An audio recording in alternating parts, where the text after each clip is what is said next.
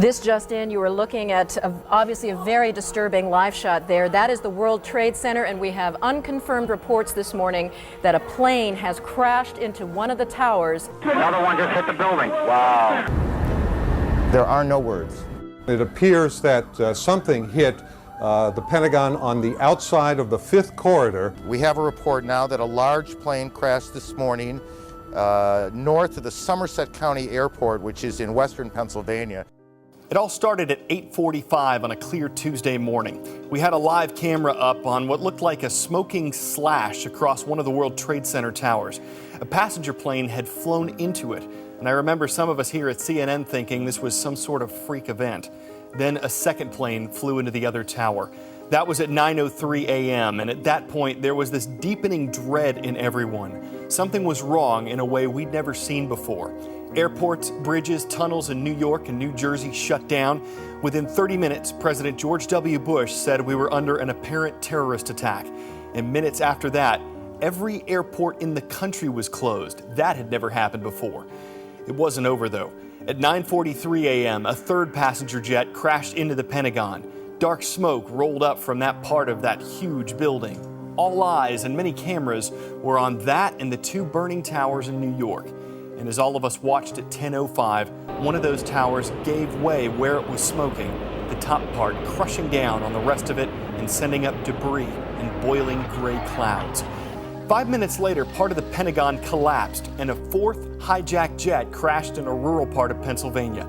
The White House, the United Nations, the State and Justice Departments, the World Bank, all evacuated. America-bound Atlantic flights were rerouted to Canada. And the second Trade Center tower came down at 10:28. So many closings, evacuations, shutdowns. Except for emergency response teams, the heroes of 9/11, the country virtually stopped what it was doing and gathered around TV screens. The president appeared just after 1 p.m. and asked Americans to pray, and there wasn't much else we could do. The destruction was more or less done around 10:30. It was less than 2 hours from the first crash, but the change it inflicted was immeasurable. More Americans were killed on September 11, 2001 than on the Japanese attack on Pearl Harbor in 1941. And when President Bush addressed the nation that night at 8:30, his tone was one of sympathy, resolve, and warning to anyone who'd planned or supported the attacks. We will make no distinction between the terrorists who committed these acts and those who harbored them. In the difficult days that followed, we learned that the Al-Qaeda terrorist group, led by Osama bin Laden, was responsible for all of this. And America's attention and anger turned to Afghanistan, whose Taliban leaders were giving Al-Qaeda a safe place to live and operate. World-changing events that occurred 19 years ago today. I'm Carl Azuz for CNN 10. The attacks of September 11, 2001 were the worst terrorist attacks ever made on American soil. They were physically carried out by 19 Al-Qaeda terrorists who hijacked the 4 planes. 2,977 people were killed. That includes hundreds of firefighters, police officers, and Port Authority officers who lost their lives trying to save others. In remembrance of the victims, Patriot Day was established. President George W. Bush signed it into law a few months after the attacks.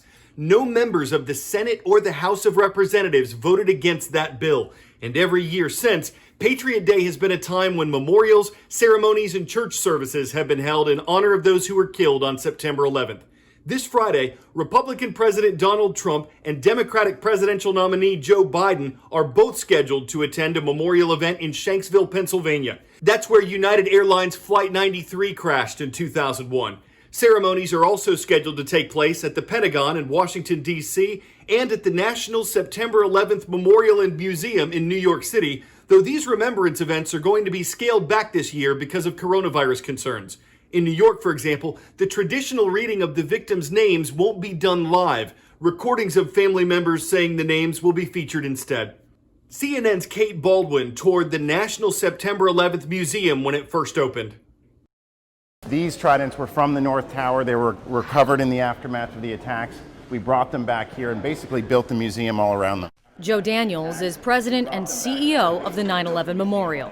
You're not whitewashing it. This is the raw, dirty material. Exactly. I mean, this is the steel that bore the attacks. The museum is built almost entirely underground, some 70 feet down. It sits in the precise footprint of the World Trade Center. So this is exactly where the South Tower started and went up 1,350 feet. A striking display of the sheer scale of the destruction, with poignant reminders of the tragedy at every turn.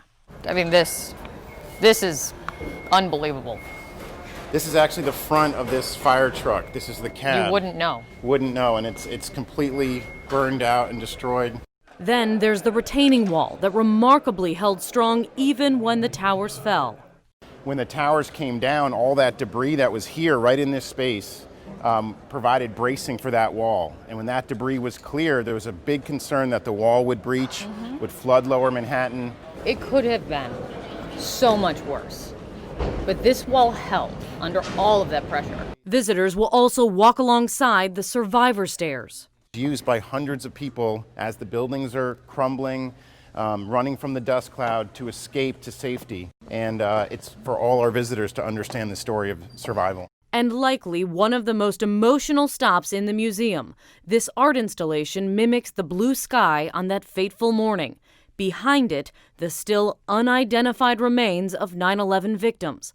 The move met with mixed emotion from their families. A still shocking statistic is that 1,100 family members never got any human remains back to bury, never got to go through the ritual of laying their loved ones to rest. It's not a public space at all. Only family members are allowed back behind the wall. Right next door, a room dedicated to the lives of those lost. Exactly. That room is in an area called In Memoriam, and it's a photographic portrait of each and every one of the 2,983 victims. You see pictures, a father coaching his son's Little League team, a wedding.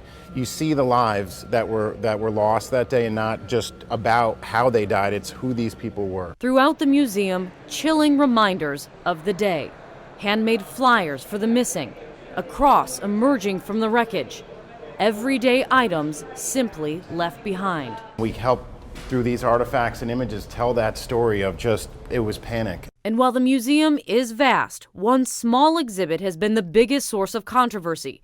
Its focus, the terrorists themselves, including a film criticized for not making a clear enough distinction between Islam and Al-Qaeda. There's been a lot of criticism.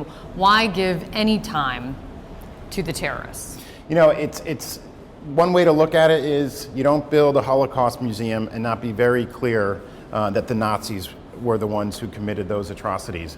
Al-Qaeda was an extremist terrorist group, but no one will come through this exhibit and in any way think that we are indicting an entire religion, which we in no way are. It seems very appropriate that you end here at the last column.